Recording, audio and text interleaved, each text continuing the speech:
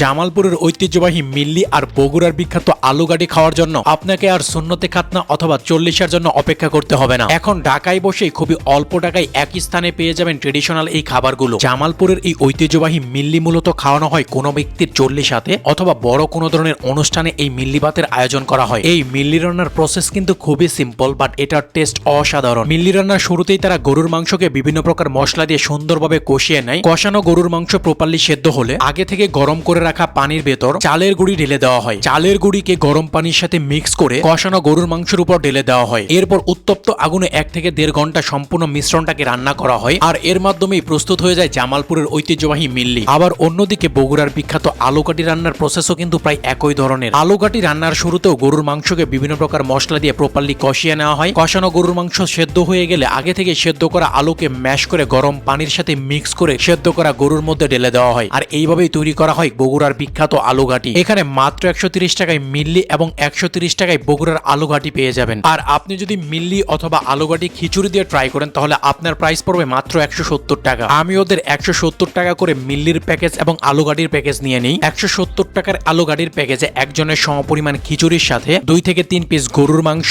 এবং আনলিমিটেড আলুঘাটি পেয়ে যাবেন। আমি যদিও বগুড়া গিয়ে বগুড়ার অথেন্টিক আলুঘাটি ট্রাই করি নাই, তবে ওদের এই আলুঘাটিটা আমার কাছে অনেক বেশি ভালো লাগছে। স্পেশালি খিচুড়ি দিয়ে আলুঘাটি খেতে অনেক বেশি মজা লাগতেছিল, এন্ড 170 টাকা প্রাইস অনুযায়ী আমার কাছে সবকিছুর কোয়ান্টিটিও একদম ঠিকঠাক মনে হয়েছে। এরপর ট্রাই করি মিল্লি বা ম্যান্দা বা পিঠালি যেটাই বলেন, এটা আমার সবচেয়ে ফেভারিট একটা খাবার। আমি যেহেতু জামালপুরের ছেলে, সো আমার কাছে এই মিল্লি মানেই আমার ছোটবেলার স্মৃতি, আমার এলাকার স্মৃতি, সবকিছু স্মৃতি আমার এই মিল্লির সাথে জড়িয়ে আছে। স্পেশালি মিল্লির সাথে ভাত দিয়ে খেতে অনেক বেশি ভালো লাগে, তবে এখানে মিল্লির সাথে ভাত না খিচুড়ি পেলাম, এন্ড মিল্লিতেও আপনারা 2 থেকে 3 পিস মাংস পেয়ে যাবেন। অ্যাকচুয়ালি মিল্লিও যে খিচুড়ি দিয়ে খেতে এত বেশি মজার হয় এই বাংলা বাইটসে না আসলে জানতাম না। অনেস্টলি 170 টাকা প্রাইস অনুযায়ী মিল্লির সাথে খিচুড়ির কম্বিনেশনটা অনেক বেশি জোস ছিল। আপনারা অবশ্যই ট্রাই করতে পারেন। আপনারা যারা জামালপুরের অথেন্টিক মিল্লি ট্রাই করতে চান তারা অবশ্যই এখানে এসে ট্রাই করতে পারেন। একদম অথেন্টিক টেস্ট না পেলেও অনেকটা কাছাকাছি লেভেলের টেস্ট পাবেন এখানে এসে। সো গাইস, আপনারা যদি এই বাংলা বাইটসে এসে মিল্লি অথবা আলুকারি ট্রাই করে থাকেন তাহলে কমেন্টে অবশ্যই জানাবেন আপনার কাছে কেমন লাগছে।